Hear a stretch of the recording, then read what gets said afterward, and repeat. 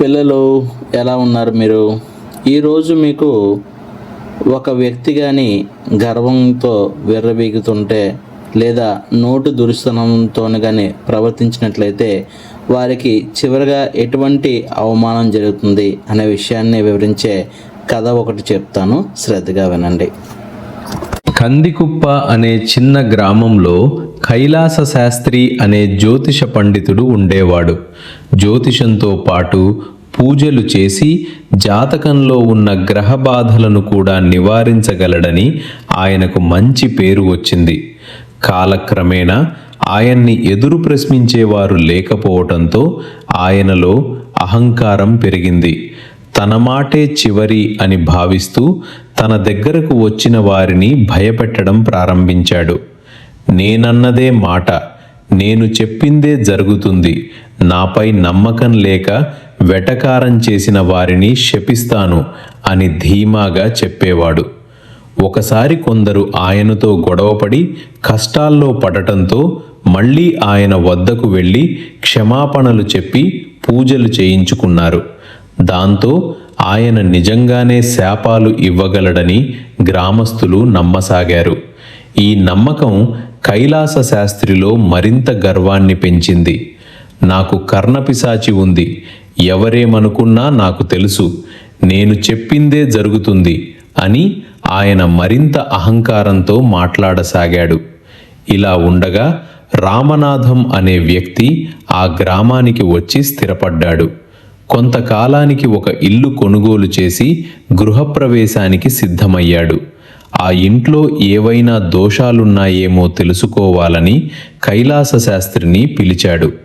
ఇల్లంతా పరిశీలించిన కైలాస శాస్త్రి గంభీరంగా మాట్లాడుతూ, ఈ ఇంటికి వాస్తు దోషం ఉంది, ఈ ఇంటి యజమాని త్వరలోనే చస్తాడు అని భయంకరంగా చెప్పాడు.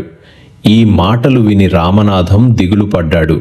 అయితే పక్కనే ఉన్న అతని అత్తగారు ఆగ్రహంతో లేచి, నీ జ్యోతిషం మండిపోను, మా అల్లుడి శుభకార్యంలో అపశకునాలు చెబుతావా అంటూ తీవ్రంగా తిట్టసాగింది. కైలాస శాస్త్రి కూడా కోపంతో, మీ అందర్నీ శపిస్తాను అని అరిచాడు. అత్తగారు కూడా వెనుకాడకుండా, నువ్వు 6 నెలలు మంచం దిగవు అని తిట్టింది.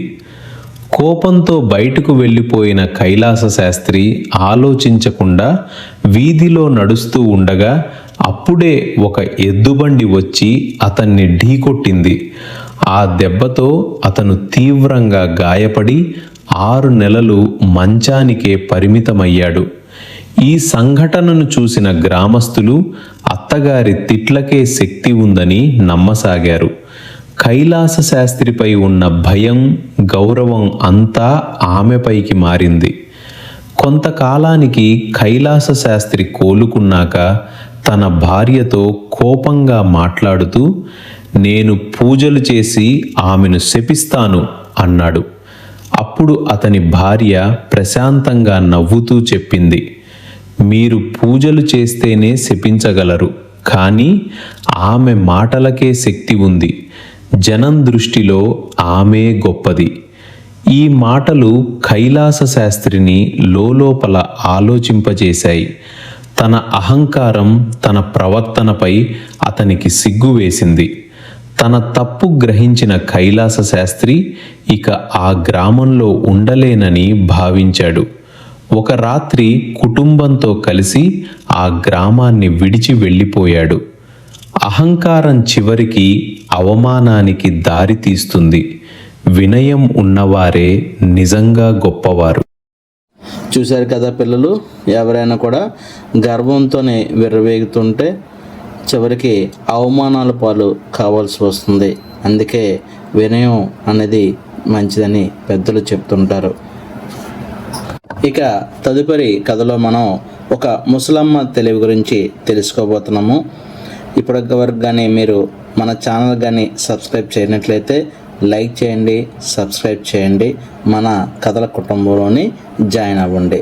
ఇలాంటి మరిన్ని మంచి కథలతోటి మీ ముందుకు మళ్ళీ వస్తాం. అంతవరకు సెలవు.